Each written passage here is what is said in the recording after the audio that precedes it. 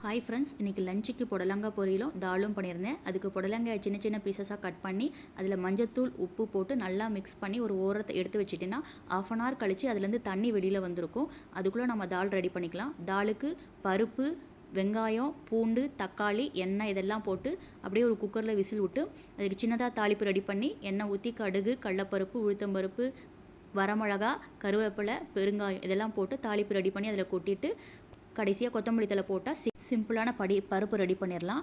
அடுத்து புடலங்காய் ரெடி பண்ணுறதுக்கு எண்ணெய் ஊற்றி கடலப்பருப்பு, பச்சை மிளகா, வெங்காயம், அதில் தேவையான அளவு மட்டும் உப்பு போடணும். ஆல்ரெடி நம்ம ஏன்னா காயில் கட் பண்ணி வச்ச காயில் உப்பு போட்டிருக்கோம். நல்லா இதை வணக்கி விட்டுட்டு அதில் கட் பண்ணி வச்ச காயில் இருக்க தண்ணியை கீழே கொட்டிட்டு அந்த காயை சேர்த்துட்டு இதுக்கு தேவையான அளவு தண்ணியை ஊற்றி நல்லா வெந்ததுக்கப்புறம் தேங்காய் துருவல் போட்டு பரட்டி விட்டு இறக்கிட்டால் சூப்பரான புடலங்காய் பொரியல் ரெடி. கொஞ்சமாக சாப்பாடு, நிறைய புடலங்காய் பொரியல், பருப்பு, மேங்கோ இதை எடுத்துக்கிட்டோம்.